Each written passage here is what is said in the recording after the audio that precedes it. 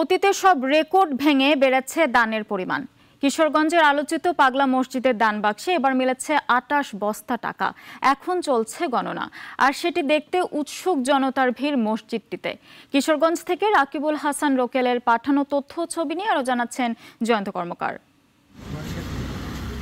কিশোরগঞ্জ জেলা শহরের ঐতিহাসিক পাগলা মসজিদটিতে আছে ৯টি দান বাক্স। প্রতি ৩ মাস পর পর সেগুলো খোলা হলেও এবার ৪ মাস পর খোলা হয়েছে। কঠোর নিরাপত্তা ব্যবস্থায় সকাল ৮:৩০টায় দান বাক্সগুলো খোলা হয়। এ সময় উপস্থিত ছিলেন কিশোরগঞ্জের জেলা প্রশাসক ও পুলিশ সুপার। টাকা গণনার কাজে নিয়োজিত জেলা প্রশাসনের কর্মী ছাড়াও মাদ্রাসার ২৪৫ ছাত্র, ব্যাংকের ৫০ কর্মী, মসজিদ কমিটি ৩৪ ও আইন শৃঙ্খলা বাহিনীর ১০ জন সদস্য। আপনাদের সম্মুখেই এখানে টাকা গণনা হচ্ছে, বাক্স খোলা হয়েছে।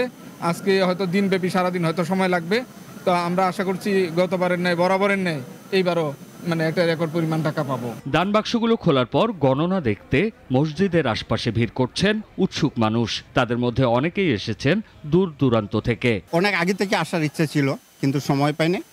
এখন সময় পাইছি, এই সময় আসছি। এই পাগলা মসজিদ দান বাক্স কিভাবে খুলে, তারা কিভাবে টাকাগুলো গণনা করে এবং কিভাবে এগুলা প্রসেস করে ব্যাংকে রাখে, তো ওইগুলা দেখার জন্য আর কি আমি মূলত এখানে আসছি। পাগলা মসজিদ আমাদের একটা নাম করা ঐতিহ্যবাহী মসজিদ।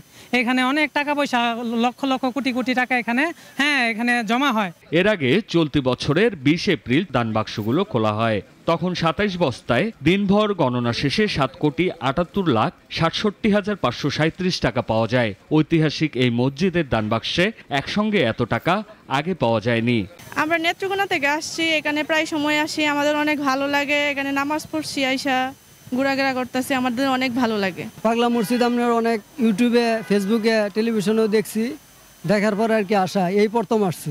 জেলা শহরের হারুয়া এলাকায় নরসুন্দা নদীর তীরে প্রায় ১০% জমিতে গড়ে ওঠা মসজিদটিতে নিয়মিত হাঁস, মুরগি, গরু, ছাগল সহ নানা ধরনের জিনিসপত্র দান করেন বিভিন্ন জেলা থেকে আসা অসংখ্য মানুষ।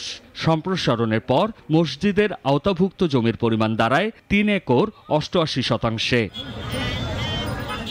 জয়ন্ত কর্মকার, নাগরিক। ২৫০টিরও বেশি ডিজাইন অপশন নিয়ে ওয়ালটন স্মার্ট ফ্রিজ, বোঝে আপনার প্রয়োজন।